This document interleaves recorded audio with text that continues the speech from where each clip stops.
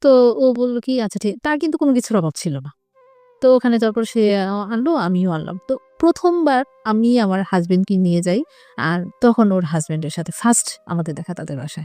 ওকে। তার হাসব্যান্ডের সাথে দেখা তো সে তো মানে ওরকম ভাবেই খুব দেখতেও খুব হ্যান্ডসাম ছিল। তো ওখানে ফার্স্ট এ দেখা আমি আর ততটা তাকে ইয়ে করিনি।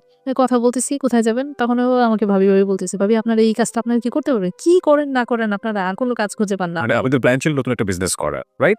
ও সেটা দুধ হোস বা এরকম থেকে গিয়ে কিছু ইয়ে করে আচ্ছা, লতার হাসব্যান্ডের নামটা কি ছিল? মাসুদ। মাসুদ। মানে মাসুদ আপনাদেরকে বলছে, "ভাবি কি সব হ্যাঁ, করতে চান কি এগুলো তো করেন হবে না না।" করেন আমি তো কিছু বুঝি না। বাট মাসুদ আপনার দৃষ্টিতে ১ম দেখাতে হ্যান্ডসাম ছিল। হুম। তারপর হলো কি যে তখন আমরা গেলাম। আমার হাসব্যান্ড ওরা দুজন গেল বাইকে আর আমরা রিক্সায় করে ওইখানে গেলাম। তো ওখান থেকে দাদির সাথে কথাবার্তা বলে উনি আমাদের পরের দিন আমাদের কিছু কাপড়-চোপড় দিল। যেগুলো আপনারা করায় নিয়ে আসবেন। তো আস্তে, আস্তে দেখা যায় সেই বেশি করতো। আমি এটা দিয়ে নিয়ে আমি এত লোক পাবো কোথায়? আমি কম রাখতাম। আমি নিজে করতাম। তারপরে আমার এখানে একটা মেয়ে ছিল ওকে দিয়ে করাতাম। তো যাই হোক এরকম করতে, করতে এটাও শেষ পর্যন্ত দেখা যায় যে মানুষ ঠিকমতো করতো না, অনেক প্রেশার পড়ে যেত। তারপর আস্তে, আস্তে এগুলো করতে, করতে তাদের সাথে একটা সম্পর্ক তো ভালো হয়েই গেল। পরে আস্তে এই ব্যাপার নিয়েই লতার সাথে আমার অনেক দিনের ফোনে যোগাযোগ নেই। কি ব্যাপার ফোনে কথা বলতে একদিন ফোন দিলাম। ফোন দেওয়ার পরে তার হাসব্যান্ড ধরল। ওকে। তার মানে পার্সোনাল মাসুদ নাম্বার হ্যাঁ, নাম্বার ছিল না। তো ও ধরলো। মাসুদ ধরার পরে তো আমি বললাম যে, "লতা কোথায়?" বলল যে, "কেন? ওর দরকার কি?" বলতেছি, "একটু দরকার আছে।" তো বলল যে, "আমার কাছে বলা যায় না।" আমি কি, "আপনার কাছে কি বলবো আমি? ওকে একটু দেন।" ও তো বাবার বাড়িতে চলে গেছে। আমি কি, "বাবার বাড়িতে চলে গেছে? ও তো কালকেও আসলো।" তো বলল যে, "কত কিছু হয় আমাদের মধ্যে।" তা বলে কি, "আমি কি আপনার সাথে কথা বলতে পারি?" মাসুদ আপনাকে বলছে যে আপনার সঙ্গে কথা বলতে হ্যাঁ, পারে কিনা। ওকে। পারি কিনা। তখন আমি বললাম যে, "আপনি আমার সাথে কি একটু কথা বলবেন?" কয়, "না, আপনাকে না আপনার সাথে কথা বলতে ভালো লাগে। তো কথা বলতে ভালো লাগে, আপনাকে ভালো লাগে।" এই সেই। আমি কি, "কি উল্টাপাল্টা কথা বললেন ভাইয়া? আপনি এগুলা কি করছেন?" আমি বললাম, "আপনার মানায়?" তারপরে বলল যে, "মানায় না কেন? আপনি এত কথা বলেন কেন? আমি যেটা বলতেছি এটা আপনি একটু শুনলে সমস্যা কি?" আমি কই, "সমস্যা কোনো কিছু না। কিন্তু এই কথাগুলো আমার শুনতে ভালো লাগে না। আমি এটা শুনতে চাই না।" তো আমার কেন জানি তখনই ১ম ফোনেই এই ধরনের কথাবার্তা হচ্ছে। হ্যাঁ, হ্যাঁ। ওকে। তো আমি ভয় পেয়ে গেছিলাম। এই যে আপনারা দেখা করলেন, দেখা হওয়ার কতদিন পরে ফোনে কথা হচ্ছে? প্রায় ৩-৪ মাস পরে ৩-৪ মাস পরে ফার্স্ট ফোনে আপনার সঙ্গে এভাবে কথা হ্যাঁ, হচ্ছে। বললাম, "আমি ওকে। কি আপনার সাথে" মানে আমি মানে শুধু এতটুকু বললাম, "আমি কি আপনার সাথে কথা বলতে পারি?" হু, হু। "কি কথা বলবেন আপনি?" যে, "না, আপনার বিজনেস সম্পর্কে।" এই ধরনের কথাগুলাই বলছিল তখন। তো তার ব্যালেন্স শেষ হয়ে গেল তো অফিসে চলে গেল সে। অফিসে যাওয়ার পথে সে আবার আমাকে ফোন দিল। হ্যাঁ, ব্যালেন্স কয় আমার মোবাইলে তখন ব্যালেন্স শেষ হয়ে গেছে। আচ্ছা এখন বলতে চাচ্ছি। আমি কি, "কি বলবেন আপনি বলেন।" কয়, "না, আপনার সাথে আমার একটু জরুরি কথা আছে। আপনাকে তো আমি অনেকদিন যাবত চিনি, অনেকদিন যাবত দেখি।" আমি কি, "দেখেন, চিনবেন না কেন? আপনার ওয়াইফের সাথে আমার একটা ভালো সম্পর্ক।" তখন কিন্তু তার ফ্যামিলির মানুষ আমার বাসায় আসা যাওয়া করতো না। এটা অনেক পরে ওইটা হইছে। ওকে। ওর সাথে পরিচয় আমার ভালো আছে। আমাকে তো এমনি দেখবিনি। আমার দোকান থেকে ওকে প্রায় সময় নিয়ে যান না। তো আপনার সাথে দেখা হবে না? তো এই ২-১ দিন জাস্ট এতটুকুই। প্রায় সপ্তাহখানেক যাওয়ার পরেই। তো কথা বলতে, বলতে একদিন বলল কি অফিসে যাওয়ার সময়। তা আমার মোবাইলে আবার ব্যালেন্স করল। মোবাইলে এগুলো জিজ্ঞেস করার পরে এগুলো জানি ব্যালেন্স শেষ হয়ে গেল। ব্যালেন্স করে তারপর বলল কি যে এই ফার্স্ট তার কাছ থেকে কখনোই আমি মানে কোন জিনিস আমার এই জিনিসটা খুব খারাপ লাগতো। কারো কাছ থেকে কোন কিছু নেওয়াটা। সবচেয়ে বেশি খারাপ লাগে এগুলো। তো উনি যখন এটা করলো আমার খুব রাগ হলো যে, "আপনি এটা করলেন কেন? আমি কি আপনাকে বলছি?" "না আপনার ব্যালেন্স শেষ হয়ে গেছে আমার সাথে কথা বলে এজন্য দিলাম।" আমি বললাম যে, "আপনি যদি আমার সাথে কথা বলতে চান এটা আপনি কখনো করবেন না।" আপনি অনেক প্রেস্টিজিয়াস আপনার জায়গা থেকে আমরা বুঝতে পারছি আপনার কথা। কিন্তু একটা প্রশ্ন এসেই যায় যে আপনি যদি কারো কাছে বিজনেসের কথা জিজ্ঞেস করেন সেটার জন্য ২ মিনিট সময় লাগে, ৩ মিনিট সময় লাগে। কিন্তু কথা বলতে, বলতে গিয়ে আপনাদের ব্যালেন্স শেষ হয়ে যাচ্ছে এবং সে আপনাকে ফ্লেক্সি লোড করে দিচ্ছে। নিশ্চয়ই এটা ১ম দিনই দেয়নি, কয়েকদিন পরে দিয়েছে। একদিন পরে তো এই সময়টাতে আপনারা কি ধরনের কথা বলেন? এই যে আপনার বিজনেস কেমন চলতেছে? ওইটা যে করতেছে এগুলো কোনো কথা হলো, এগুলো কোনো কাজ হলো? এটা কি করেন? এটা না করে অন্য কিছু করতে পারেন না। যেটা করতেছেন ওইটাই ভালো করে করেন, ওইটাই মনোযোগ দিয়ে করেন। যাই হোক তো কয়েকদিন যাওয়ার পরে উনি আমাকে সরাসরি বলে যে, "আপনাকে না আমার খুব ভালো লাগে।" এখন মানুষ তো কেউ তো ভালো লাগতেই পারে। তো কয়, "না আমি ওইভাবে না, আপনাকে আমার অনেক ভালো লাগে।" তো তখনই আমাকে সে প্রপোজ করে। প্রপোজ করে? প্রপোজ একেবারে সরাসরি বলে কি প্রপোজ করে? সরাসরি বলে, "I love you" মানে উনি এই কথাটা বলার পরে আমি কেমন একটু শক খেয়ে যাই। যে আসলে এটা কি ব্যাপারটা? তখন আমি একটা জিনিস কি মানে লতা যে আমাকে বলতো যে তার হাসব্যান্ড বিভিন্ন মেয়েদের নিয়ে ঘোরাঘুরি করত। সেইটা ধরার জন্য, সেটা বোঝার জন্য তার এই কথাটার সাথে, সাথে তো কোনো রিয়েক্ট করি না পরবর্তীতে।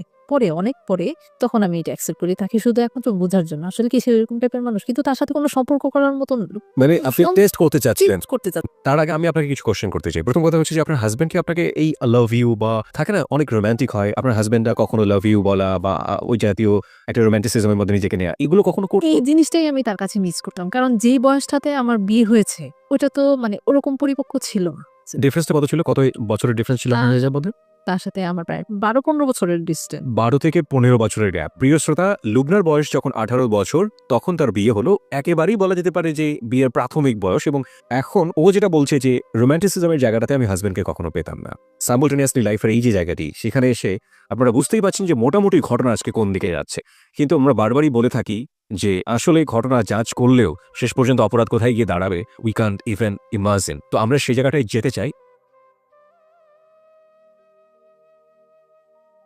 ছোট একটা বিরতি নিচ্ছে আমরা, ঠিক 12:06 আমরা আবারও ফিরে আসবো। বিরতির ঘন্টা যেহেতু বেরিয়ে গিয়েছে, আমরা ফিরে এসে লুবনার জীবনের যে অপরাধ এবং ভুল, আমরা সেই ব্যাকগ্রাউন্ড আবিষ্কার করেছি। এবার অপরাধ এবং ভুলের মুখোমুখি হব, সেটার জন্য অপেক্ষা করুন মাত্র কয়েক মিনিট। ঠিক 12:06 আমরা ফিরে আসছি। আপনারা সবাই শুনছেন যাহা বলিব সত্য বলিব, এবিসি রেডিও FM 89.2। আরজি কিবরিয়া রয়েছে আপনার সঙ্গে, লুবনা রয়েছে সত্যের আসনে। ফিরছে একটু পর, সাথেই থাকবেন। যাহা বলিব সত্য বলিব, যাহা বলিব সত্য বলিব।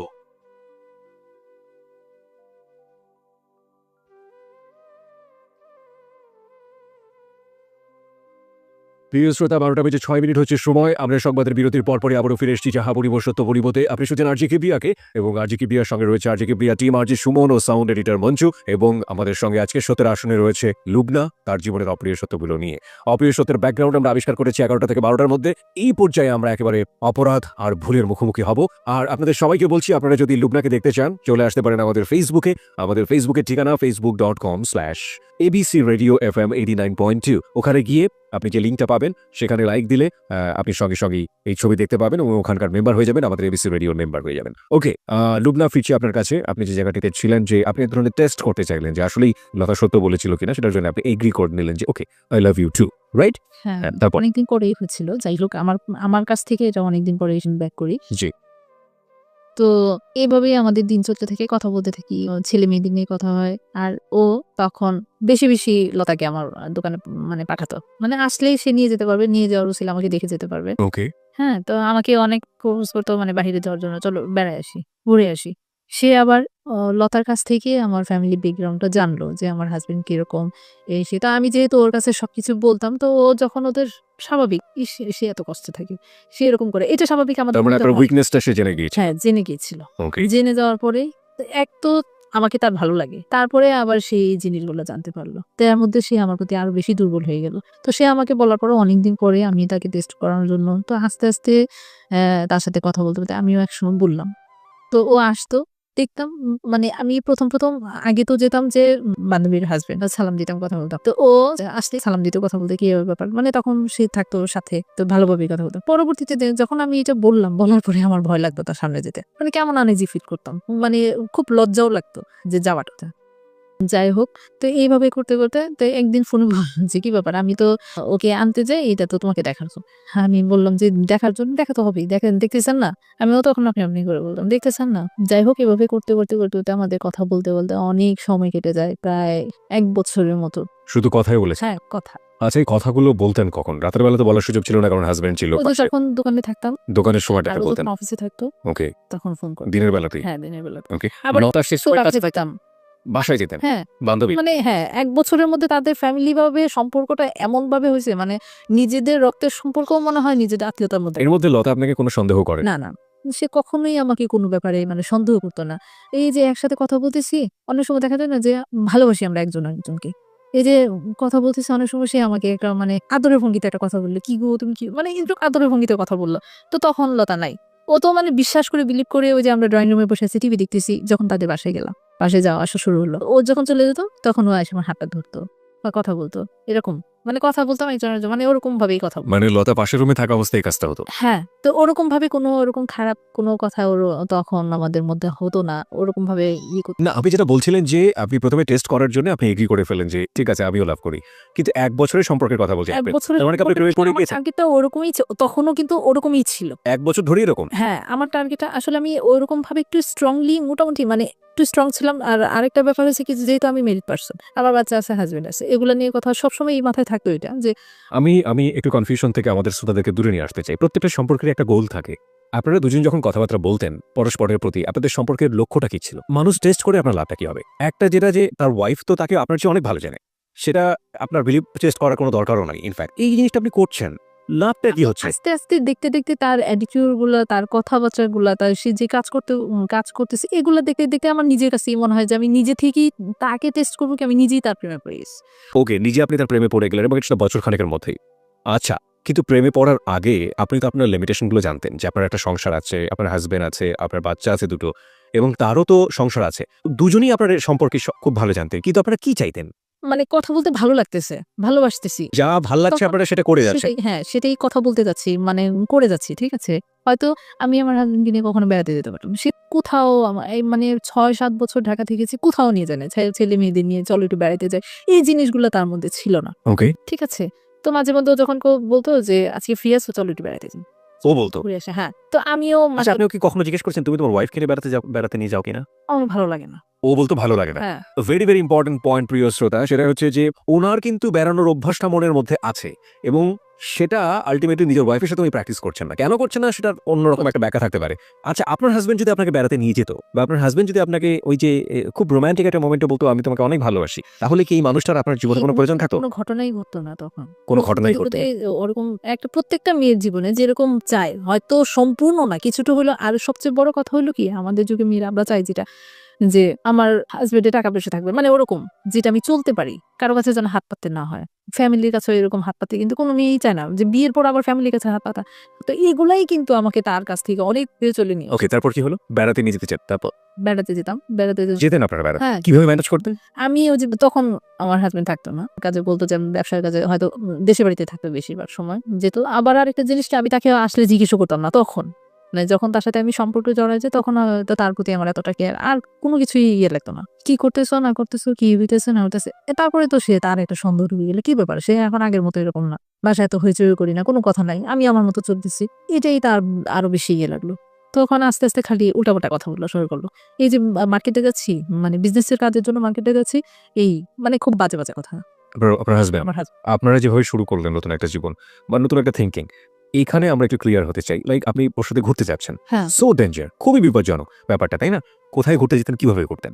আমাদের ফার্স্টলি যাওয়া হলো মিরপুর বেড়িবাঁধে। মিরপুর বেড়িবাঁধে। হ্যাঁ। ওকে। মানে খুব সুন্দর একটা লোকেশন। আমি মানে আমার জীবনে কোথাও ঘুরতে যাওয়া মানে এই ফার্স্ট।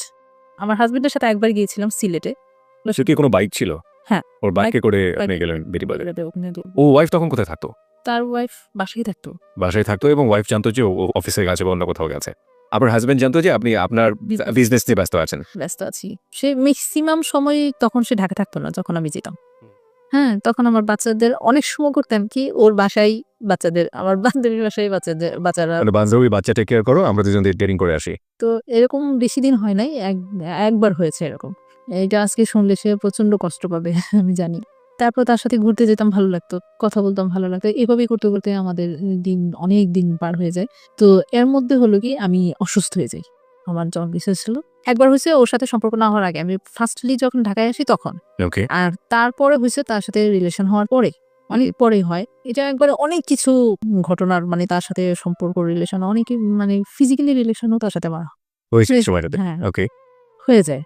সেটা করেছে, আমাকে একদিন বলল যে চলো আজকে ইয়েতে যাবো, এয়ারপোর্টে। এয়ারপোর্টের ওদিকে ওখানে। তো আমি বললাম যে ওখানে কি? অনেক সুন্দর লোকেশন আছে। তো তোমার অনেক ভালো লাগবে। তো আমি তো তাকে প্রচন্ড বিলিভ করি, প্রচন্ড ভালোবাসি। তো ওখানে গেলাম। যাওয়ার পরে প্রচন্ড বৃষ্টি, অনেক বৃষ্টি। তো অনেক বৃষ্টি, বৃষ্টির মধ্যে কোথায় যাব? মানে ভিজে দুজন একবারে কাক হয়ে গেছি। মানে এত বৃষ্টি। তো বললো কি যে এখানে ভালো হোটেল আছে, চলো আমরা একটু রেস্ট নেই। হ্যাঁ, রেস্ট তো দুজনের সম্মতিতে।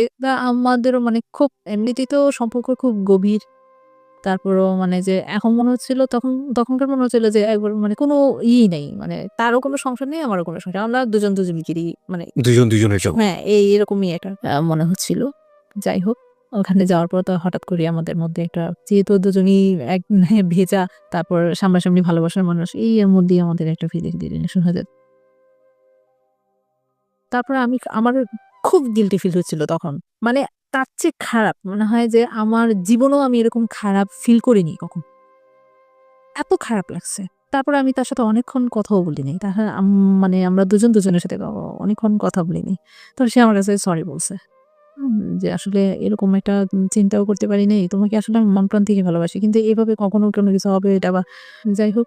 পরে ওখান থেকে চলে আসি, তার সাথে অনেকদিন আমাদের দুজনের মধ্যেই আবার 2-3 দিন যাবত কথাবার্তা হয় না। পরে আবার সেই ফোন দিল, তাই আস্তে আস্তে আস্তে আস্তে আবার কথা শুরু হলো। তখন এয়ারপোর্ট থেকেই মানে বেড়াতে যেতাম কম, অ্যাক্সিডেন্টলি কখনো যদি কোনো কিছু হয়। তো এর মধ্যে আবার কি যে আমি আমার হাজবেন্ডের সাথে যে কথাবার্তা বলি না আগের মতো এরকম না, আর তখন মনে হয় যে একটু আরো বেশি তার সাথে আমার সম্পর্কটা আরো খারাপ হয়ে গেল। হাজবেন্ডের সাথে হ্যাঁ, হাজবেন্ডের সাথে আরো খারাপ হয়ে গেল। মানে একটা হচ্ছে যে মানুষ যখন আরেকটার প্রতি ভালোবাসা বা যে কোনো একটাতে পড়ে যায় তখন মনে হয় যে এই সমস্যাগুলো হয়। তো এতদিন পর্যন্ত জ্ঞান করে তার কোনো কিছু করতে পারি না, এখন আবার এরকম তার মধ্যে মানে কোনো কিছুই। আর সেই খুঁটিনাটি অনেক কিছু খুঁজতো কারোর সাথে কথা বললে, যদি আমার কোনো কাজিনরা ফোন দেয় কথা বলে, আবার ধরেন দোকানে অনেক মহিলারা আসে, অনেক সময় দেখা যায় কি তারা বাসায় গিয়ে কোনো একটা জিনিস প্রয়োজন করলো, তার হাজবেন্ড ফোন দিয়ে আমাকে ফোন করলো, এটা স্বাভাবিক হতেই পারে। তো যখনই কেউ যদি ফোন করতো সে আবার কন্টিনিউ আমার মোবাইল চেক করতো।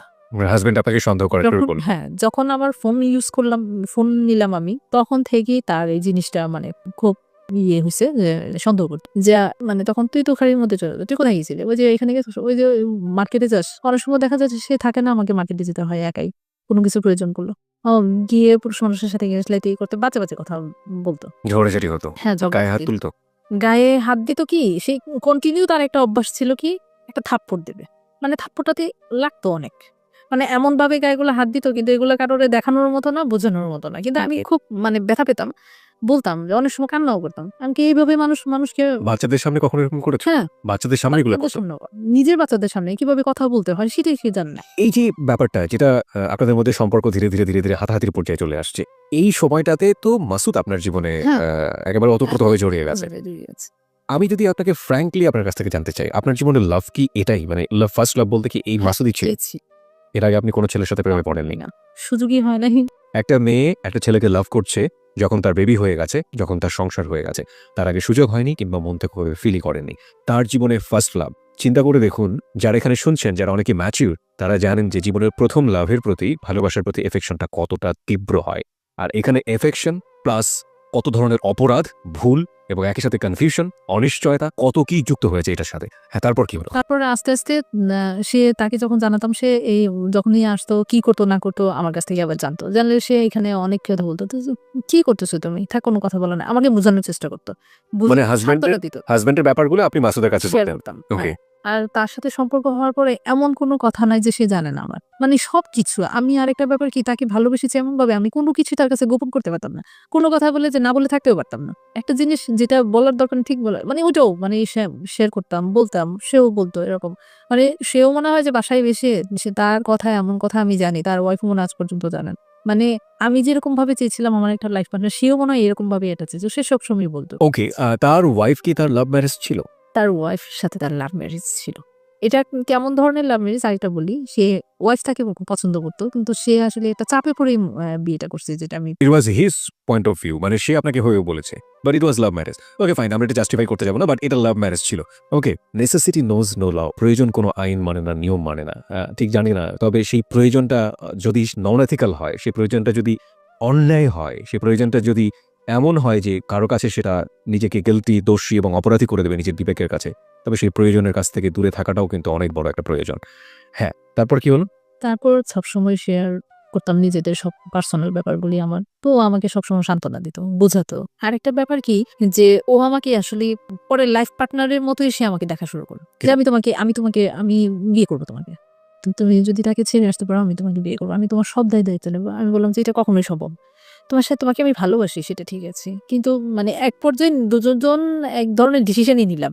কিন্তু তার মধ্যে আমার বান্ধবীর একটা বেবি হলো। First baby. First baby. প্রায় ৩ থেকে ৪ বছর পরে। তার বিয়ের ৩ থেকে ৪ বছর পরে বেবি হলো। হ্যাঁ, কনসিভ করে তারপরে মানে আমার সাথে সম্পর্ক হওয়ার পরেই অনেক পরেই তার মাসুদ বাবা হলো। হ্যাঁ। লতা মা হলো। মা হলো। ওকে। তো ওর এই সম্পূর্ণ জিনিস আমার উপর দিয়ে গেল। মানে আমি তাকে তখন তো লতা আমাকে প্রচন্ড বিলিভ করতো। মনে হয় যে তার ফ্যামিলির মানুষ, তার শ্বশুরবাড়ির মানুষ একদিকে, আমি একদিকে। যেকোনো জিনিসে ওকে ডাকো, ওকে আনো। মানে তার প্রতিও যেন আমার একটা অন্যরকম মায়া ছিল। লতার প্রতি। হ্যাঁ, লতা। ওকে। তো ওই সবকিছু হসপিটালে নিয়ে এডমিশন করালাম, ওখানে তাকে দিয়ে আসা, কিন্তু রাতে কখনো থাকে না, এমনি আসা যাওয়া, ওই 2-3 বার যায় তাকে দেখে আসতাম, এটা স্বাভাবিক, যেহেতু একটা সম্পর্ক ভালো। সেই আমাকে নিয়ে যেত। হ্যাঁ, মাসুদ নিয়ে যেত। অনেক সময় বলতো যে আজকে কি যাবা, তো যে হ্যাঁ ওর একটু দেখে আসি, ঠিক আছে তুমি আসো, এদিকে আমি নিয়ে যাবো। এক তো তার সাথে ঘোরা, আর মানে ঘোরা কি ওই পর্যন্তই। তো প্রায় সময় ও আমাকে নিয়ে যেত। তারপরে কন্টিনিউ তো তাদের সাথে আসা যাওয়া, বাসায় আসা যাওয়া, আমাদের বাসায় আসতো, তাদের এখানেও যেতাম। এরকম করতে, করতে অনেক সময় এর মধ্যে যে একটা কথা বলে না, রত বেচা হলো কলাও দেখা হলো। মানে ভালোবাসার সম্পর্কটা এরকম ছিল যে ওই যে আমিও তখন বলে যে ওইখানে গেলে হয়তো দেখতে পাবো। মানে সে আছে বাসায়, কোথায় আছো? বাসায় আছি। আসো বাসায়? আচ্ছা আজকে চলে আসো। এই বিকালের দিকে আবার আমার এক ননদ আসে বেড়াতে। আপনারা যে ফ্রিকোয়েন্টলি কথা বলছেন এটা কি লতা জানতে পারে ওই সময়টাতে? ও তার সামনেই আবার অনেক সময় কথা বলতাম। মানে লতার সামনে এটা কিন্তু এটা লতা কিভাবে নিত? না, এটা কোনো ভালোবাসার কথা ছিল না। অনেক দুষ্টামি, লুডো খেলতাম তাদের বাসায়। এখানে কোনো মাইন্ড করার মতো কোনো কাজও করতাম না। আর মাইন্ড করার মতো কোনো কিছু হতো না। যাই হোক, এটা আস্তে, আস্তে যখন এগোতে থাকে আমাদের সম্পর্কটা ওরকম গভীর হতে থাকে। লাস্টে যখন ওর সাথে এই সম্পর্ক থাকাকালীনই আমি অসুস্থ হয়ে যাই। অসুস্থ হওয়ার পরে তখন আমি আর নিজেকে কেয়ার করতে পারতেছিলাম না। তখন সবকিছু বন্ধ করে আমি আমার বাড়িতে চলে যাই। দেশের বাড়িতে। আমার আম্মা আসছিল। সে আমাকে ওরকমভাবে মানে ডাক্তার ট্রিটমেন্টও করতে পারতেছি না, মানে একবারে মরণাপন্ন অবস্থা। তো আমি দেশের বাড়িতে চলে যাই। যাওয়ার পরে এক তো তার সাথে ঝগড়াঝাটি, এখন বুঝি কি যে আমি আর পারব না তার সাথে। তো বাড়িতে চলে যাই। ওখানে যাওয়ার পরে সম্পূর্ণ ডিপেন্ডেন্ট হয়ে গেলাম আমার ফ্যামিলির উপর। ভাইয়া আছে, ওরা সম্পূর্ণ নিল। তো ওখান থেকে সুস্থ হওয়ার পরে আমি আর আসতে চাইলাম না। আমি আর মানে ব্যাক করতে চাচ্ছি না আমার হাসব্যান্ডের কাছে যে আমার আর ভালো লাগে না জীবন। বললাম যে তুমি যদি কোনো কিছু না করো তাহলে আমি এক ছাদের নিচে তোমার সাথে থাকা সম্ভব না। যাই হোক, এগুলো নিয়ে যেতে, যেতে আমাদের প্রায় ৩ বছর কেটে গেল আমি বাড়িতে। হ্যাঁ, আমার ছেলে-মেয়েকে নিয়ে ওখানে ভর্তি করায় দেই। তো এদিকে আবার হলো কি যে মাসুদ আমাকে দেখতে পারে না, যার জন্য সে একবারে পাগল হয়ে গেছে। তার সাথে আমার আর দেখা হয় না। কতদিনের ডিসটেন্স? ১ বছর তার সাথে আমার আর কোনো দেখা হয় না আরকি। ১ বছর মাসুদের সাথে কোনো যোগাযোগ নেই। ওকে। যোগাযোগ হয় না। যোগাযোগ হয়, ফোনে কথা হয়। দেখা হয় না। কারণ আমি ঢাকায় আসি না, দেখা হয় না। এর মধ্যে মাঝখানে একবার এসে আমি শুধু আমার জিনিসপত্রগুলো আমি নিয়ে গেছিলাম। আমার বাসা-টাসা সব ছেড়ে দিয়েছিলাম। ছেড়ে দিয়ে ওখানে আমার দোকানের সবকিছু নিয়ে আমি বাড়িতে চলে যাই। তো তখনই তার সাথে দেখা হয়। তাদের বাসায় যাওয়া হয়। একদিন থাকাও হয় তাদের বাসায়। পরবর্তীতে যখন বাড়িতে যাই এর মধ্যে আমার হাসব্যান্ডকে নিয়ে বসা হয়। বসা হওয়ার পরে তার সাথে অনেক রাগারাগি হয়। আমাদের ফ্যামিলির মানুষও অ্যাডজাস্ট করতে পারতেছে না। পরে এক পর্যায়ে আমি ডিসিশন নিয়ে নিলাম। তোমার সাথে থাকবো না, আমি সেপারেশন এ যাই। তারপরে আমি অনেক কিছু হওয়ার পরে এখানে তাকে আমি সেপারেশন দিয়ে দেই। তো এদিকে হলো কি যে যখন মাসুদ জিনিসটা জানতে পারলো যে আমি সেপারেশন হয়ে গেছি। সেপারেশন মানে কি ডিভোর্স দিয়ে দিলেন? হ্যাঁ, ফ্যামিলির মানুষের উপর আমি ডিপেন্ডেন্ট। তাহলে এই লোকের সাথে থেকে লাভ কি? আমি জানতে চাই আপনার কাছে এই মুহূর্তে যে আপনার জীবনে যদি ওই মুহূর্তে আপনার লাভ যেটাকে বলছেন মাসুদ, অ্যাডাল্ট্রি বা পরকীয়া যে সম্পর্কটা, এটা যদি না থাকতো, আপনি কি পারতেন আপনার হাসব্যান্ডকে ডিভোর্স করতে? না। This is another important point প্রিয় শ্রোতা। যত কষ্টই হোক, হ্যাঁ বলছিলেন যেটা। যত কষ্টই হোক আমি হয়তো তার কাছেই আমি থাকতাম। কিন্তু এই এত বড় ডিসিশন আমি নিতাম না। এই ডিসিশনটা নেবার পেছনে মাসুদ কি আপনাকে কোনো না কোনোভাবে ইনফ্লুয়েন্স করেছে? না, সে কখনোই করেনি। আপনি কেন করলেন এটা? আমি তাকে মানে আর ওই ভালোবাসাতে জড়ায় পড়াতে তার প্রতি এতটাই মানে আমি আসক্ত হয়ে গেছি। যে আমার ওর প্রতি আর কোনো ফিলিংসই আর কাজ করছে না। ফিলিংসই এটা আগেও ছিল না, এখন এটাকে মন থেকে মাথা থেকে সবকিছু থেকে এটা দূরে সরে গেছে। ওকে। তো ডিভোর্স আপনি দিলেন, আপনার হাসব্যান্ড কি বলছিল ওই মুহূর্তে? মানতে পারছিল সে? না, ও তো ছিল না তখন। আমি এটা করে পেপারস পাঠিয়ে দিয়েছিলাম। তার মানে ও জানতও না। না জান। যখন জানলো তখন কি করলো? তখন সে এসে অনেক কান্নাকাটি করল। এর মধ্যে তো আমাদের বাসায় যায়। যাবো বললো যে তুমি এই কাজটা করো না। এটা কেন করছো? আমি এটা মানি না। ওখানে এসে সে আমার মামাদের সবাইকে ফোন করে বলতো যে সে যেন আমার কাছ থেকে দূরে না যায়। আমি আগের মতো হয়ে যাবো। আমি ঠিক হয়ে যাবো। আমি আর আগের মতো এরকম কান্নাকাটি করছে। অনেক কান্নাকাটি করছে। কিন্তু আমার আসলে পরে খারাপ লাগছে আরকি যে ওই সময় কিন্তু ফিলিংসই কাজ করেন। ফিলিংসটাই তার প্রতি আমার কোনো ফিলিংসই কাজ করতো না। ছেলে মেয়েটা কার সঙ্গে ছিল? আমার সাথেই ছিল। ছেলে মেয়েদেরকে আপনি কি বোঝান? আমি তাদেরকে তেমন কোনো কিছু বুঝাতে হতো না। এই কারণে হতো না, কারণ সে তো যা করতো আমার গায়ে হাত দিত, আমাকে গালিগালাজ করতো। ওরা তো বাচ্চারা সব চোখে তাকায় থাকতো। আমাকে মারতো এসে, ওরা যায় ধরতো। তারপরেও আপনি আগলে থাকতেন যদি আপনার জীবনে মাসুদ না থাকতো। ওকে, তারপর? তো এরকম করতে, করতে তাকে আমি সেপারেশন হয়েছে। এটা সেপারেশন হওয়ার পরে আরো হলো জীবন অন্ধকার। এই মোমেন্টে মাসুদ আপনার সঙ্গে কি রোল প্লে করেছে? যখন আপনি সিদ্ধান্ত নিয়ে ফেললেন, তখন মাসুদ কি আপনাকে মেন্টালি সাপোর্টটা দিয়েছে? সে আমাকে মানে বলতো যে তুমি আসলে আরেকটু চিন্তা ভাবনা করো। না এমন হতো না যে সিদ্ধান্ত যেহেতু নিয়ে ফেলেছে আর চেঞ্জ করো না, এরকম কোনো কিছু বলতো? না, এরকম কোনো কিছু সে আমাকে এই ব্যাপারে কোনো সাপোর্ট করে নাই বা কোনো কথাও এই ব্যাপারে ডিভোর্সের ব্যাপারে সে আপনাকে না, কোনো এই সাপোর্ট ব্যাপারে করে না? কোনোদিন কোনো কথা বলে নাই সে। Okay. এটা আমার সম্পূর্ণ নিজে থেকেই। কারণ আমি ধরেন একটা নেশার মতো অ্যাডিক্টেড হয়ে গেছি। এজন্যই মনে হয় এরকম ধরনের, এজন্যই হয়েছে এই ডিসিশন। যাই হোক, তাকে এসে যখন পেপারস গুলো পাঠাই দেওয়ার পরে ওদিন অনেক কান্না করছি ওদিন রাতে। মানে এত কান্না, আমার বাবা মারা যাওয়ার পরও মনে হয় আমি এত কান্না করিনি। মানে এত কান্না করছি। আমার কেন জানি এত খারাপ লাগছে, খুব খারাপ লাগছে। মানে যে মানুষটাকে আসলে আমার ছেলে মেয়ের দিকে চিন্তা করে কেন যে মানে আমি আসলে নিজেকেই বুঝাতে পারি নাই যে এটা কি হয়েছে, এটা কেন করলাম, এটা কেন যে এরকম একটা হলো।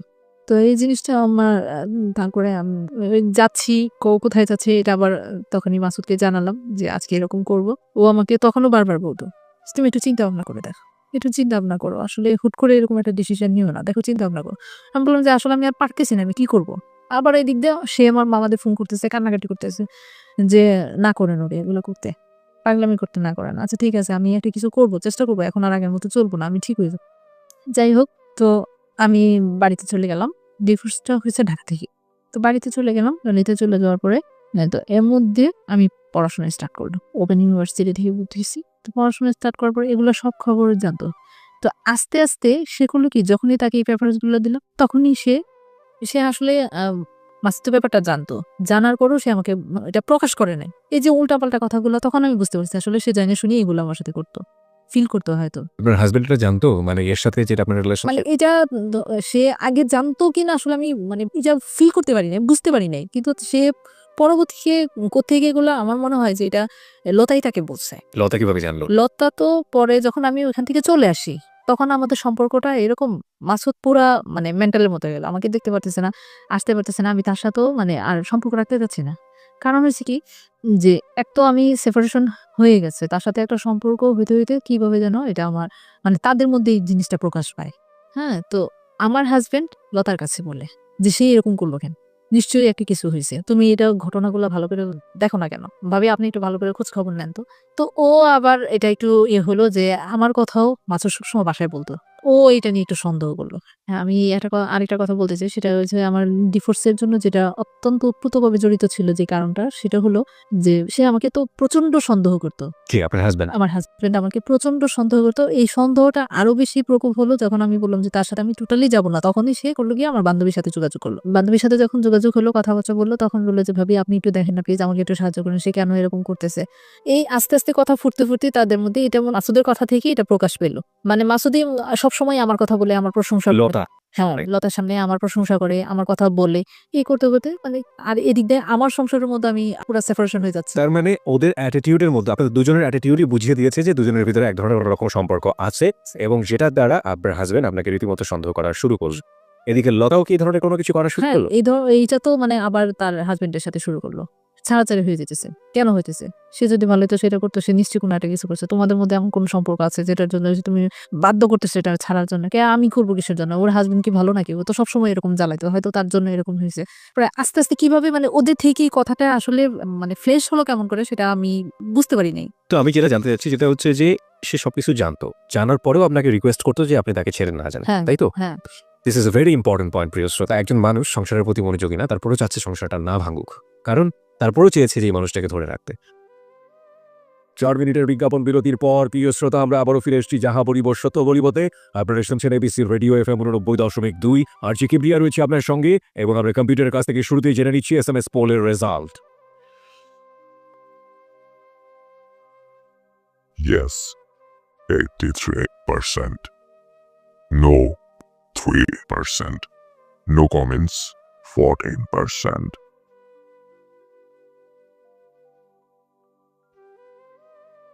কম্পিউটার বলছে 83% ইয়েস, 3% হচ্ছে নো এবং 14% হচ্ছে নো কমেন্টস। আজকের এই অপ্রিয় সত্যের লেভেলটি আমাদের এই জায়গাটা থেকে এবং আমরা বলতে পারি যাহা বলিব সত্য বলিবর ইতিহাসে প্রথম এমন একটি সোশ্যাল প্রবলেম নিয়ে আমরা আজকে কথা বলছি, যেখানে আমি লুবনাকে থ্যাঙ্কস দিব অবশ্যই যে লুবনার মতো অনেকেই রয়েছেন এই সোসাইটিতে যারা এরকম ভুল করেন এবং একই সাথে এই ভুলগুলোর পেছনে একটা শক্তিশালী ব্যাকগ্রাউন্ডে থাকে যারা এই ভুলের দিকে ঠেলে দেন। তারা অনেকেই আজকে সচেতন হবেন। অনেক হাজব্যান্ড অ্যান্ড ওয়াইফ এখান থেকে অনেক কিছু শিখতে পারবেন, শুধু সন্দেহের জায়গাটুকু শিখবেন না। কারণ যে ফ্রেন্ডশিপের জায়গাতে এত বড় ধরনের অনৈতিক একটি সম্পর্কে জন্ম নিল, সেই ফ্রেন্ডশিপ শুধুমাত্র ফ্রেন্ডশিপও হতে পারে। সুতরাং ফ্রেন্ডশিপটাকে সন্দেহ করার কোনো সুযোগ নেই। আমরা ফিরতে চাই লুবনার কাছে, তবে তার আগে বলতে চাই যদি ওকে দেখতে চান চলে আসতে পারেন আমাদের ফেসবুকে। আমাদের ফেসবুকে ঠিকানা facebook.com/ABC Radio FM 89.2। আবারও বলছি facebook.com/ABC Radio FM 89.2। ওখানে গিয়ে লাইক দেবার সঙ্গে সঙ্গে আপনি যাহা বলিব সত্য বলিবর মেম্বার হয়ে যাবেন। এবং প্রিয় শ্রোতা, আজকে এক্সপার্ট প্যানেল থেকে আমাদের সঙ্গে রয়েছেন ডক্টর তাজুল ইসলাম, যিনি জাতীয় মানসিক স্বাস্থ্য ইনস্টিটিউটের অ্যাসোসিয়েট প্রফেসর। তিনি পুরো অনুষ্ঠানটি শুনছেন, শেষে গিয়ে তিনি তার মূল্যবান মতামত আমাদেরকে জানিয়ে দেবেন। লুবনা, আপনার কাছে ফিরে আবারও, তারপর কি হলো? সে কথাগুলো জানার পরে আমার ফ্যামিলিতে আস্তে, আস্তে বলা শুরু করলো। আপনার হাজব্যান্ড? হ্যাঁ, আমার হাসব্যান্ড। তখন তো আর হাজব্যান্ড নেই, আছে কি? এইটা শোনানোর পরেই তাকে সেপারেশন করা। জানানোর পরে জানানোর পরে এটা জানলো আমার ভাবি, জানলো, তারপরে মামাদের বাড়িতে সবাই। এখানে আরেকটা কথা বলতে কি, আপনি তখন কিভাবে ব্যাকআপ দিতেন? আপনি আপনি নিজের পক্ষে কি বলতেন তখন? আপনাকে চার্জ করতো না কেউ অন্য হ্যাঁ, ফ্যামিলিতে? আর না আমাকে কেউ জিজ্ঞেস করতো না। কারণ আমার ভাইয়ের বউ এটা হলো আমাদের রিলেটিভ এর মধ্যে হইছে। আমার ভাই বিয়ে করছে, আমার খালাতো বোন। ও আমার ছোট ছিল। যার জন্য আমাকে এসে কোনো কিছু জিজ্ঞেস করতো না। আপা এরকম নাকি হইছে? মানে এরকম কোনো কিছু বলতো না। কেউ কোনো কথা বলতো না। কিন্তু আমি নিজে খুব খারাপ লাগতে লাগলো যে সবার চোখে সবাই জানে জিনিসটা আমার কাছে খুব খারাপ লাগতে লাগলো। আরো রটছে যে সে মানে আমাদের দেশের বাড়িতে চলে গেছে। আমি যখন তার সাথে এইটা কথা রটার পরে তার সাথে টোটালি কথা বলা বন্ধ করে দিছি। মানে এই মাসুদের সাথে? সাথে ওকে। হ্যাঁ, যোগাযোগও বন্ধ করে দিছি যে না, আমি হয়তো একটা সম্পর্ক তখন থেকেই আমার খারাপ লাগা শুরু করলো কি যে আসলে মানে সবার আগে আসছে বান্ধবীর হাজবেন্ড। যার জন্য জিনিসটা মানে আমার মানে এতভাবে আমার হার্টে যায় লাগছে যা কল্পনার বাইরে। এখন যদি কোনো কিছু ঘটে তাহলে বলবো যে বান্ধবীর হাজবেন্ডের সাথে সম্পর্ক ছিল বিধায় তাকে ছাড়ছে। আর এমনিতেই তো এই কথাটা তো ভালো বলবে না কেউ। ভালো মেয়ে তো বলবেই না। যাই হোক, তো আমি চিন্তা করলাম কি যে এখন যদি আমি আসলে এটাতে যাই, এক তো এটা এত বড় একটা খারাপ হবে যা আমি আর মানতে পারতেছিলাম না। তো পরবর্তীতে তার সাথে আমি যোগাযোগ করা একবার টোটালি বন্ধ করে দিই। সে তো একবারে মানে একবার পাগলের মতো হয়ে গেছে। ওর ওয়াইফকে বলতেছে যে তুমি একটু ফোন করে বলো। তুমি যদি ফোন করে বলো তাহলে সে আমার সাথে কথা বলবে, নাহলে কথা বলবে না। সে আমাকে ফোন করলো। বলে যে তুমি একটু ওর সাথে কথা বলো। তুমি জানো না তার অবস্থা এত, সে মানে কিরকম কষ্টে সে ছিল যার জন্য তার ওয়াইফ আমাকে ফোন করে বলল যে তুমি তার সাথে একটু কথা বলো। তো এর আগে আমি কেন আরো তার প্রতি ইয়ে হলাম, তার ওয়াইফ আমাকে একবার ফোন করে বলল, আমার বান্ধবী আমাকে ফোন করে বলল কি যে তোমার কাছে আমি তার জীবন ভিক্ষা চাচ্ছি। ওহ মাই গড! হ্যাঁ, যে আসলে সে এতটা তোমার প্রতি উইক হয়ে গেছে, তোমাদের মধ্যে এরকম সম্পর্ক, তুমি তাকে ভুলে যাও, তাকে ছেড়ে দাও। তো তখন আমি তার সাথে আসলে এই কথাটা সে আমাকে বলার পর আমি তার কোনো কথাই বলতে পারিনি। আমার যে এত কান্না পাইছে, আমি তাকে বললাম যে তখন যে তুমি কোনো চিন্তা করো না। এই কথাটা সে আমাকে বলার পর বলল যে আমি তোমার কাছে তার জীবন ভিক্ষা চাচ্ছি। আমি তাকে অনেক ভালোবাসি। আমার একটা মেয়ে আছে। তুমি ওর জীবন থেকে সরে যাও। তুমি তার সাথে যোগাযোগ, সে যত কিছুই করুক তুমি তার সাথে কথা বলো না। ফোন করো না, কথা বললো না। আমারও তো তখন প্রচন্ড কষ্ট হচ্ছিল। তখন আমি বললাম যে আমি চেষ্টা করব। আমি আসলে তখন থেকে বললাম যে আমি আসলে তোমার সংসার ভাঙতে চাই নাই। চাইও না। কিন্তু তাকে আমরা দুজনকে অনেক ভালোবাসতাম। আসলে এটা এতটুকু পর্যন্ত কেন জড়ালো, কিভাবে জড়ালো আসলে নিজেরও বুঝতে পারিনি।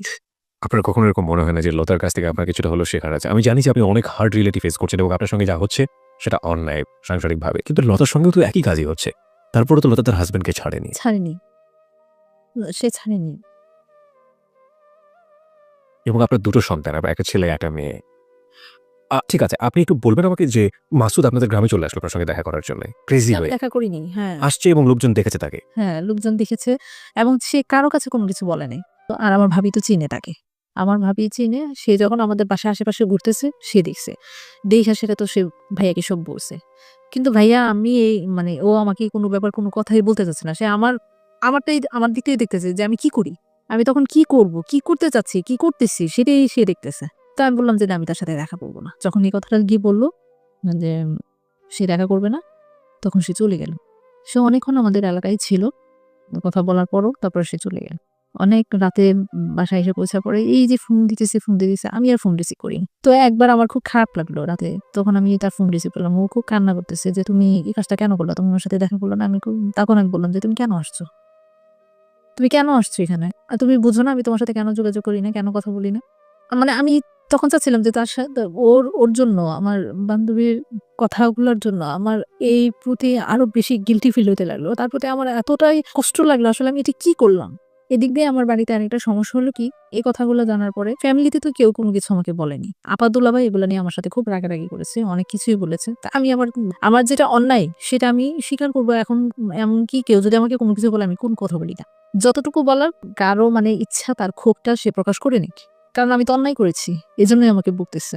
এজন্য আমি কারোরও কোনো কথাও বলিনি। কোনো শব্দ মানে কেউ কোনো প্রতিবাদ করিনি কোনো কথার। তো এদিক দিয়ে আমার বাড়িতে থাকাটা যেটা আমার ২য় যে পর্যায়টা ওইটা এসে দাঁড়ালো, সেটার কারণ হলো আমার ভাইয়ের ওয়াইফ। এটা অনেকদিন আমি ২ টা বেবি নিয়ে ওখানে ছিলাম। এইটাই পরবর্তীতে তাদের একটা, তারপরে আবার আমার হাসব্যান্ডকে তখন ডিভোর্স দিয়ে দিই। ওগুলা কথাবার্তা নিয়ে অনেক হওয়ার পরে তারপরেও ডিভোর্স পাওয়া অবস্থায় আপনার হাসব্যান্ড এসে কান্নাকাটি করে আপনার কাছে যে ডিভোর্স করো। হ্যাঁ, ফোন করছিল। হ্যাঁ, ফোন করে কথাবার্তা বলে। এরপরেই কিন্তু মাসুদ আসে। ডিভোর্স দিয়ে দেওয়ার পরে। ডিভোর্সের পরে মাসুদ আমাদের দেশের বাড়িতে যায়, অনেক ইয়ে করে। তখন আমার খুব খারাপ লাগছে। আসলে আমি তারপরেই আমার বান্ধবী আমার সাথে যোগাযোগ করে, আমার সাথে কান্নাকাটি করে। তখন আমি চিন্তা করলাম যে আসলে এটা কোনোদিনও সম্ভব না। আমার হাসব্যান্ডকে ছাড়ার পরে মনে হয় আমি এটা এমনভাবে ফিল করছি যে আসলে ওই কাজটা করাটাও আমার আমার ভুল ছিল, মাসুদের সাথে সম্পর্কটা এইভাবে হওয়া ভুল ছিল, এবং আমি আমার হাজবেন্ডকে ছাড়াটাও প্রচন্ড ভুল ছিল, কারণ আমরা কোনোটাই কোনো কিছু করতে পারবো না। না আমি তার কাছে কোনোদিন ব্যাক করতে পারবো মাসুদের জীবনে, আর তাকে আমি কখনো মানে মাসুদকে আমি কোনোদিনও আপন করে পাবো না। কতদিনের সম্পর্ক আপনাদের? প্রায় 3 বছর। 3 বছর ধরে এই এই ধরনের অ্যাফেকশন, ইলিউশন বা লাভ হোয়াটএভার ইট ইজ, যেটাই বলি না কেন, সেটার মধ্যে একবারের জন্য মনে হয়নি এই কথাটা যখন সবকিছু শেষ হয়ে গেছে শেষ হয়ে গেছে তখন গিয়ে মনে হলো এটা? তখন এই জিনিসটা মনে হলো, তখন মনেও হলো। আবার আমার ফ্যামিলি প্রেশার বলতে কি, যে আমার ভাবি একটা যে কোনো জিনিসেই পরে দেখা গেল যে আমি তার সামনে ঘরে ফিরে যাব না, তাকে ছাড়া দিছি, ছাড়াছাড়ি হয়ে গেছে, এই তার মানে এক ধরনের মেন্টালিটি, একটা খারাপ পজিশন চলে গেল আমার সাথে সম্পর্ক। প্রথম খুব ভালো ছিলেন, মানে আমরা কখনো কল্পনা করি না যে আমাদের মধ্যে এত ছোট, আমার ছোট, আমি তাকে তুই করে বলি, এখনো তুই করে বলি। তো এরকম কোনো ইয়ে হয়, তো সে উল্টাপাল্টা ভাইয়ার কাছে লাগানো শুরু করলো। ভাইয়া এমনি কোনো কথা বলে না, বলে না বিদেশি কিছু কিছু জিনিস নিয়ে আমার সাথে মানে সংসারের মধ্যে একটা অশান্তির সৃষ্টি হয়ে গেল বিশাল।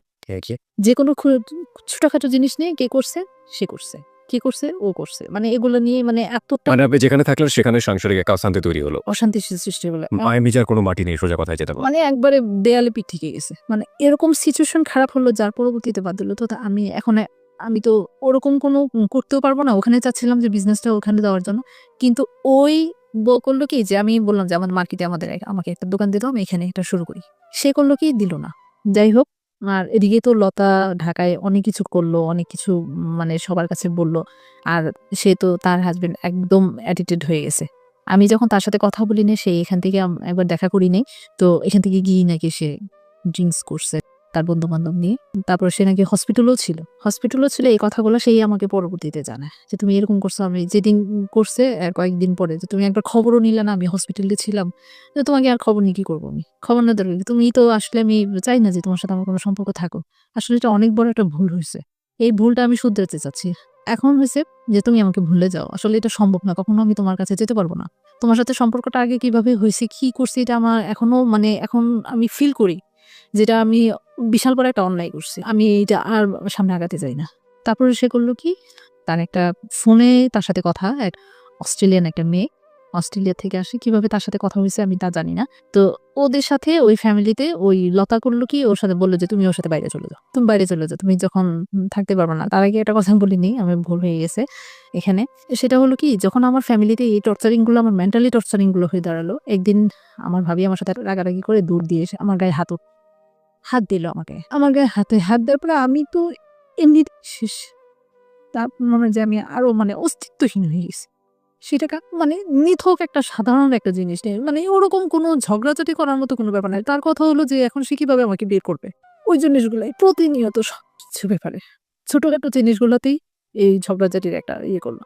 তারপর করলো কি, একবার এই ও এই ঝগড়ার পরের দিনই আবার ওর ভাইকে, ওর মাকে ঢাকা থেকে নেওয়া হয়েছে আমাকে মারার জন্য। ওর ভাই আমার বড় বোনকে হুমকি দিয়ে বলতেছে যে আমি যাচ্ছি আজকে ওরে মাইরা, তারপরে ওরে বাড়ি থেকে বাড়ি করবো, ওকে এমনি থাকে ওই এলাকায় দেখবো না, আমার বাড়িতে গিয়ে আমাকে এরকম হুমকি দেয়। আমার ভাইয়া খাটের বসে আছে, কোনো কিছুই বলে না। তো ফ্যামিলির এই অ্যাটিটিউড গুলো, আমার আম্মা খুব কান্নাকাটি করছে, অনেকই করছে তাদের সাথে, কিন্তু আমার মা হয়েছে একটু সহজ। ওই সময়টাতে আপনি কোনো ধরনের কারো কাছে কোনো মেন্টাল সাপোর্ট পাওয়া, শেল্টার পাওয়া কিচ্ছু পাননি? মানে টোটালি আমি অফ করে দিচ্ছি, মাসুদের সাথে যোগাযোগ করা বন্ধ করেছি। তার কাছ থেকে তো একবারে সম্পূর্ণভাবেই আমি দূরে সরে যেতে যাচ্ছি, কারণ এটা ফ্যামিলিতে ছড়ানোর পরেই কিন্তু আমার ভাবির এই রূপগুলো বেড়েছে। মানে এগুলা প্রকাশ করা শুরু করছে সবার কাছে, নোংরা ভাবে আরো কথাগুলো বলতেছে, যতটুকু না হয়েছে তার চেয়ে আরো বেশি বাড়ায় বলতেছে। আর তার মধ্যে সে আবার একটু গেছিল দেশের বাড়িতে যাওয়ার পরে তো সে আরো সুযোগ পাইছি। এমনিতেই তো আমি মানে এটা তার প্রতি হয়েছে ওই যে সেপারেশন হওয়ার পরে, আর জমি জমা নিয়ে যখন আমি আমার ফ্যামিলিতে আমার আপাদের কাছে জানাইছি, তারপর থেকে তার এই রিয়েকশনটা হয়েছি।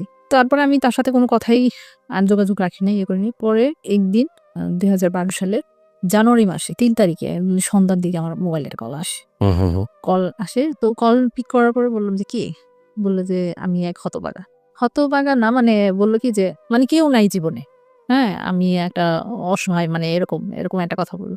তো বললো যে আপনি হঠাৎ করে ফোন করে আমাকে এরকম একটা কথা বললেন কেন, অ্যাকচুয়ালি আপনি আমার এই ফোন নাম্বার পেলেন কোথায়? যে আমি আপনার ফোন নাম্বারটা পাইছি, এটা একটা কল দিছি, ওই রং নাম্বারে আপনার নাম্বারে চলে এসেছে। তো রং নাম্বারে গেছে, তো আপনি আমার সাথে এত কথা বলতেছেন কেন? রং নাম্বারে আমি তো বললাম আপনার প্রথম একবার ফোন দেওয়ার পরে আমি কিন্তু পরিচয় দিইনি, আমাকে জিজ্ঞেস করছে আপনি কি, আপনি অমুক, তা আমি বললাম যে না আমি তো এটা না, তো কেটে দিছি। তারপরে আবার সন্ধ্যার দিকে রাতে আবার ফোন দিছি। ঠিক আছে, রাতে ফোন দেওয়ার পরে তাই বললাম যে আপনি কি কোত্থেকে ফোন দিয়েছেন? তো বললো কি ঢাকা থেকে ফোন দিছি এরকম। আমি একজন লয়ার বললো। যাই হোক, লয়ার। হ্যাঁ ওকে। লয়ার বললো।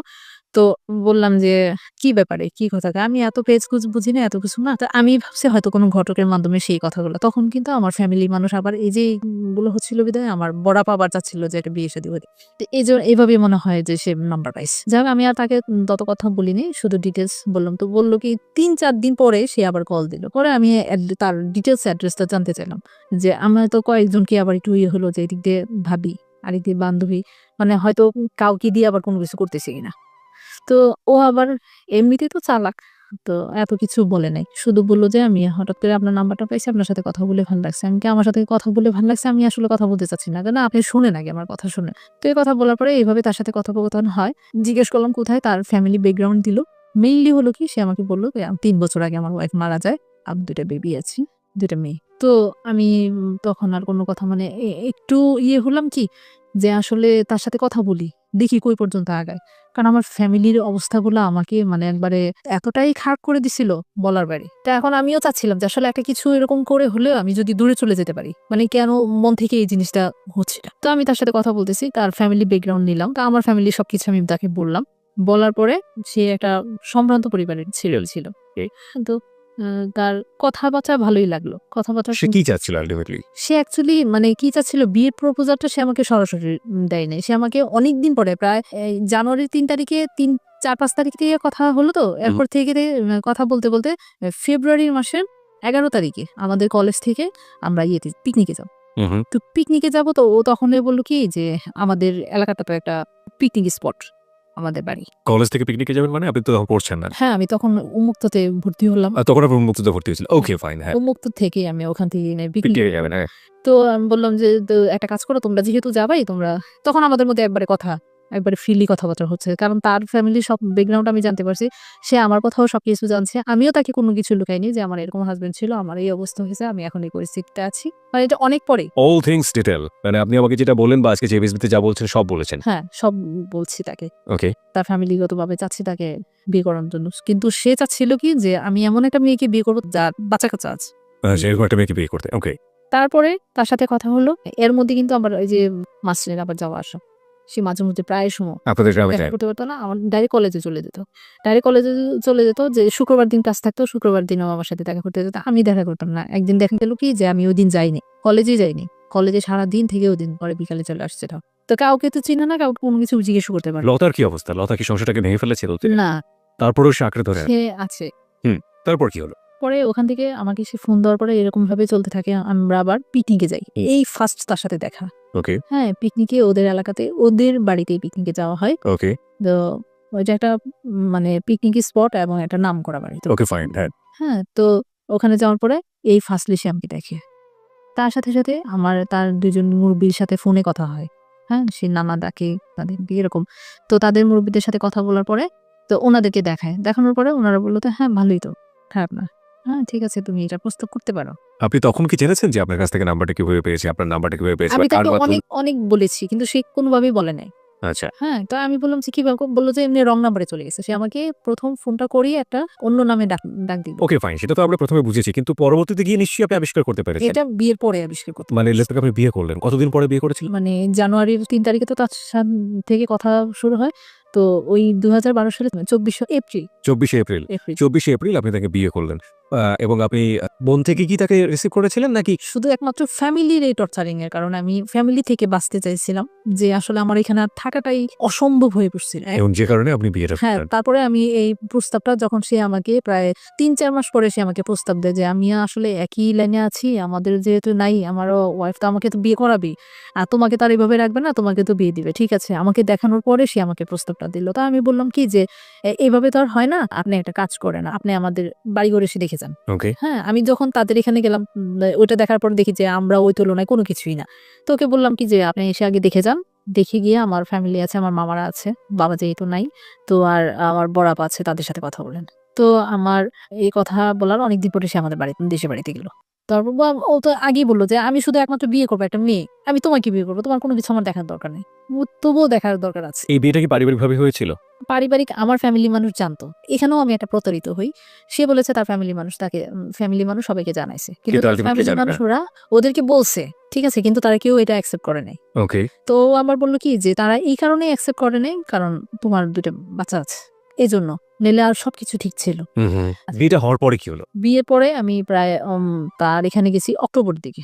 তো ওইখানে বাসায় দেখি যে বিভিন্ন ধরনের বিভিন্ন সমস্যা, ওখানে তো তারা মানবেই না, এই বিয়ে তারা অ্যাকসেপ্টই করে নাই, তো আনুষ্ঠানিক ভাবে কোনো কিছুই হবে না। তখন সে আমাকে অনেক বুঝালো, ঠিক আছে বাদ দেবে বলে, আমাদের তো এখনো বয়স হয়ে গেছে, এত কিছু আর করার দরকার নেই, সংসার করবো এখন আমরা করবো, আমাদের ছেলে মেয়েরা মানুষ হবে, বড় হবে। ওনার ছেলে মেয়ে কত বড় বড় ছিল?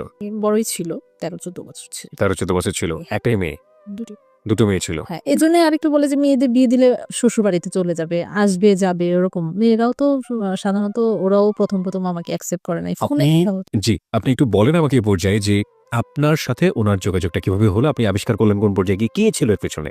নেপথ্যে হোতা কে ছিল? পরবর্তীতে জানতে পারি যখন আমাকে সে বলল অনেক রিকোয়েস্ট করার পরে, আর আমি উদ্ঘাটন করলাম তখন যখন শুনি যে তার শ্বশুর বাড়ি, তার মানে তার ওয়াইফের বোনের বাড়ি, তার বাবার বাড়ি যেখানে, সেখানে তাকে সে চিনে। হ্যাঁ, তাকে সে চিনে।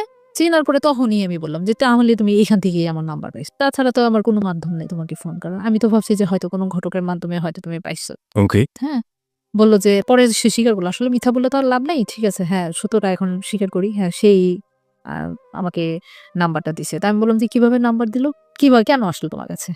সে তো সবসময় আসতো, সে তো অন্য টাইপের মেয়ে ছিল, তো আমি আর তার সম্পর্কে এখন আর আপাতত বলতে যাচ্ছি না। তো যে সে সবসময় আসতো আমার সাথে কথা বলতো এই ব্যাপারে, এখন অনেক আইসা কান্নাকাটি করলো যে আমার হাজবেন্ডকে তো এরকম একটা মেয়ে পছন্দ করে, এসে পাগল বানায় ফেলছে, এসে দেখেন আপনি কিছু করতে পারেন কিনা। তখন বলে কি মেয়ের নাম্বার দাও আমাকে, এইভাবেই সে আমার নাম্বারটা নিয়ে নেওয়ার পরে কথা বলতে বলতে হাজবেন্ডকে পাগল করে বলছে মানে হচ্ছে লতা। হ্যাঁ, লতার কাছ থেকে নাম্বারটা নিয়েছে।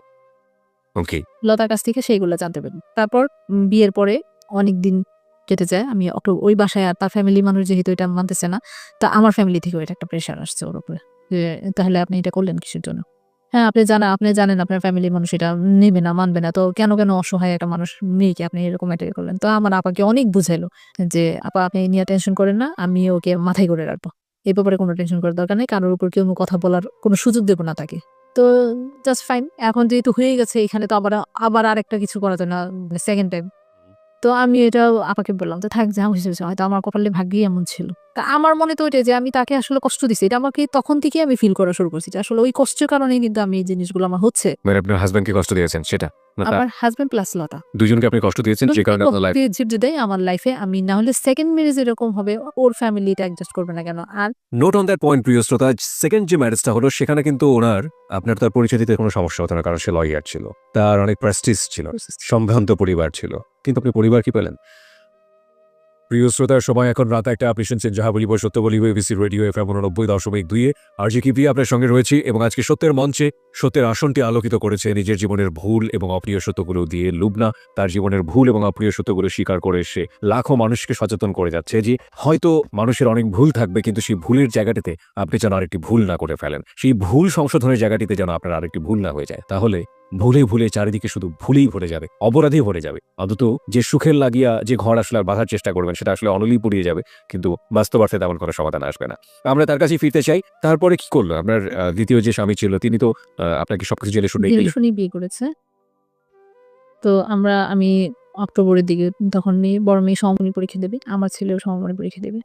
তো তখন বাড়িতে ছিল, আমাকে তখন ওই মুহূর্তেই পরীক্ষার 1 মাস আগে আমাকে নিয়ে যায়, ওর বাসা ঠিক করে আলাদা। পরীক্ষা যেহেতু সামনে, পড়াশোনা ঠিক মতো করতে পারতেছে না, এক জায়গায় থাকলে করবে, তো বাসায় উঠি। কিন্তু একটা জিনিস কি যে আমাদের বিয়ে তো বিয়ে, হ্যাঁ, তো তার সাথে তো আমার প্রথম লাইফ, জি। প্রথম জীবন, প্রথম দিন। তো ওই বাসায় ওঠার পরে তার ওরকম সে করলো কি একটা চালাকি করে, ওর এক ফ্রেন্ড এবং ফ্রেন্ডের মেয়েরা পরীক্ষা দেবে, ভর্তি পরীক্ষা দেবে, ওদেরকে ইনভাইট করলি প্রথম দিনই। ওদিনই কিন্তু বাসায় আমরা উঠেছি। তো ওদেরকে ইনভাইট করলো, ওরা এসে বাসায় থাকলো। তো এক রুমে ওরা থাকলো, আর এক রুমে আমরা 3 মেয়ে, মানে 2 মেয়ে, আমি ও ছিলাম। তো মানে জিনিসটা আমাকে এতটাই খারাপ লাগলো, ওকে আমি বললাম যে আজকে যাই হোক আমাদের প্রথম, তুমি এটা কি করলা? এটা কেমন? মানে একটা আছে না যে কথাবার্তা বলবো সেটাও তো একটা জিনিস যে আমরা পরিচিত হব। পরিচিত কি? মানে পরিচয় তো এমনিতেই আছে কথাবার্তা বলতেছি, মেয়েদের সাথে কথা বলতেছি, আমি ওই বাসায় আসা যাওয়া করি। কিন্তু নতুন বাসা, নতুন নিয়েছি একটু গোছানোর ব্যাপার আছে। একটা হুট করে মেহমান এসে আমি জিনিসপত্র কিভাবে রান্না করব, কি দিয়ে রান্না করব, কি করব না করব সবকিছুর তো একটা মেন্টাল ব্যাপার আছে। কোনো কিছুই তো আমি করতে পারব না। কোনো সমস্যা হবে না। অ্যাকচুয়ালি তার মেইন সমস্যা হলো যে যেটা আমি পরবর্তীতে জানতে পারি সে একটা মেয়েকে বিয়ে করে। খ্রিস্টান মেয়ে। তার সে একটা মেয়েকে বিয়ে- ওয়াইফকে ১ম ওয়াইফ থাকাকালীন হ্যাঁ। তাদের বাসায় কাজ করতো মেয়েটা। ইস্টার্ন একটা মেয়ে ওই বাড়িতে আসা যাওয়া করতো। তার ওয়াইফ আবার নিতান্ত একটা ভালো মানুষ ছিল। অনেক ভালো তার ফ্যামিলিতে তার যতটুকু ব্যাকগ্রাউন্ড আমি তার এগুলো যেভাবে বের করেছি ওনার এগুলো আমি সবকিছু জানছি। এবং ফ্যামিলির মানুষের কাছ থেকে আমার মেজো জামাইয়ের কাছ থেকে ওনার কাছ থেকেও তার প্রশংসা সবসময় প্রতিনিয়ত শুনতাম। আমার শাশুড়ি সবসময় কান্নাকাটি করতো। আপনি কি জানলেন ওই রাতে যে সে ওই রাতে জানি নাই মানে এটাও জানছি পরে। সে মানে খ্রিস্টান একটা বউ তার ছিল? ছিল মানে ওর ওয়াইফ থাকাকালীন তাকে বিয়ে করে না মানে পরকীয়ভাবে তাদের সাথে এরকম সম্পর্ক মানে অনেক একবারে জটিল ঘটনা ওগুলা। ওর কারণেই তার ১ম ওয়াইফ মারা যায়। তারপর খ্রিস্টান ওয়েব থাকা অবস্থায় আপনাকে আবার বিয়ে আমাকে বিয়ে করেছে। করে। কিন্তু তাকে জানা নাই। কিন্তু তাকে এমনভাবে আমাকে সম্পূর্ণ আমি ওখানে যেয়ে বুঝতে পারি যেটা আমাকে সম্পূর্ণ সে ইউজ করছে। সন্তানদের জন্য আমাকে ব্যবহার করছে। তাদের বাসায় এখন একটা মানুষের দরকার। ওই বাসায়ও সে থাকতে পারতেছে না তার ফ্যামিলির সাথে। কারণ এগুলো নিয়ে প্রতিনিয়ত তাকে কথা বলছে। তাকে বিয়ে করার কথা বলছে সে করতেছে না। ওই যে এমন একটা কাকে বিয়ে করার কথা বলছেন? মানে আমার সেকেন্ড হাসব্যান্ডকে। ওনার সাথে তো আপনার বিয়ে হয়ে গেল, ফ্যামিলি তো জেনে জানাজানি হয়ে গেল, তারপর আবার তার সাথে তার কার বিয়ের কথা বলছেন? ঠিকই ওকে। আগে থেকে ওইখান থেকে বের করে দেওয়ার জন্য সে সংসার করার জন্য তাকে প্রেশার দেওয়া হচ্ছিল। কিন্তু সে এমন একটা আমার মতো এমন একটা মেয়ে বোকা মেয়ে খুঁজে পাচ্ছিল না। যে তার ছেলে মেয়ে আছে ওইটাই তার একটা আমার একটা দুর্বল পয়েন্ট। সে ভাবছে যে এটা আমার একটা দুর্বল যে আমার বাচ্চাদের জন্য বাধ্যতামূলক। আরেকটা হচ্ছে যে সে তো আগে থেকেই লতার সাথে তার পরিচয়। লতার কাছ থেকে সে সব খবর জেনেছে। তো এর চেয়ে দুর্বল জিনিস তার নাই। যে আলটিমেটলি আপনার গৃহ পরিচারিকা যেটাকে বলে এক ধরনের সার্ভ করার একটা মানুষ দরকার ছিল, সেভাবে আপনাকে নিয়ে গেছে। নিয়ে গেছে। ওকে, তারপর কি হলো? তো ওখানে আস্তে আস্তে মানে সবার সাথে পরিচয় করায় দিচ্ছে, জানাচ্ছে। কিন্তু এদিক দিয়ে দেখা যায় কি যে সে বাসায় যদি ঢাকায় যদি থাকতেছে ২ দিন, ৩ দিন সে দেশে থাকতেছে। কি ব্যাপার? আমি এখানে নতুন আসলাম, আমি চিনি না জানি না। তুমি মানে একটা আছে না যে একটা ভালোবাসার ওরকম কোনো কিছুই তার কাছে পাচ্ছিলাম না। তো আস্তে আস্তে আমি বড় মেয়ের কাছেই জানতে পারলাম তোমার আম্মু কিভাবে মারা গেল। মানে কারণ সে তো তখন একটু বুঝে। ক্লাস 3 তে না 4 এ যখন পড়ে তখন তার মা মারা যায়। তো ওর কাছে আস্তে আস্তে জানতে পরে এগুলা সে ডিটেইলস আমাকে সব বলল। যে আর আমাকে আম্মু বলেই ডাকতাম। পরবর্তীতে তার আম্মু বলে আমার সাথে অনেকটা ফ্রি হয়ে গেছিল। আর ছোট মেয়ে তো একবারে পাগল। কোনো কিছু হলেই আম্মু। আর বড় মেয়ে হয়েছে কি সে তো অনেক কিছু বুঝে। যখনই ওর ফ্যামিলিতে যেত, ফ্যামিলিরা উল্টাপাল্টা একটু কথা বলে আইসা আমার সাথে ২ দিন কথা বলতো না। পরে আবার দেখা গেল যে আসলে তারা যে কথাগুলো বলতেছে তার কোনো কিছুই না। আমি তো তাদের সাথে ফ্রিলি। তো যখন আমি এটা জানতে পারি যে তার একটা খ্রিস্টান আছে, তখন আমি বললাম যে তুমি আমাকে এই জিনিসটা জানালে না। তুমি জানো যে আমার সন্তান আছে। আমি তাদের জন্য যেভাবে হোক কোনো কথা তো আমার লুকাই নেই। তুমি যদি আমাকে তখন বলতা যে আমার এটা আছে তুমি কি মাইনা থাকতে পারবা? আমার ১ম স্ত্রী কিন্তু এইভাবেই মানতে পারে নাই। সে চলে গেছে। ভিতরে। তা এখন তুমি কি চাও যে আমি এটা ভিতরে যন্ত্রণা সহ্য করে এরকম একদিন সরে যাই? তা আমার তো